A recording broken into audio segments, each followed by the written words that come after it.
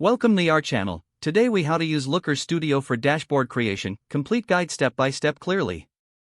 First, navigate to Looker Studio by opening your web browser and entering the URL. Once on the home page, sign in with your Google account. After signing in, you will find yourself on the dashboard. Click on the Create button located in the upper left corner of the screen. From the drop-down menu, select Report to begin a new project. You will be presented with a template selection screen. Choose either a blank report or one of the available templates that suit your needs. After making your selection, click Create Report to continue. Next, you will see a blank canvas or the pre-designed template. To add data to your report, click on the Add Data button on the right side. A window will pop up displaying various data sources you can connect to. Select the desired data source, such as Google Sheets, BigQuery, or others.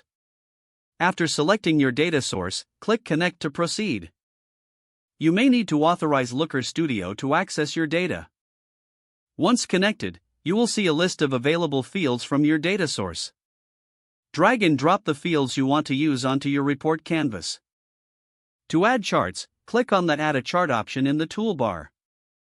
Select the type of chart that best represents your data.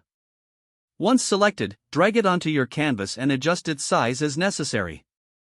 With the chart selected, use the right panel to customize your data and style settings.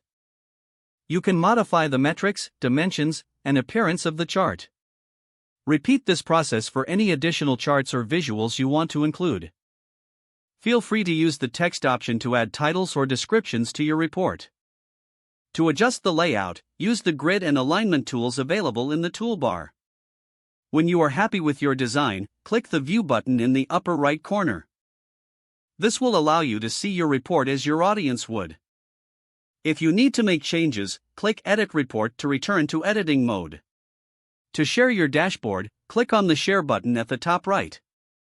Don't forget to like this video and subscribe to our channel for more step-by-step tech guides.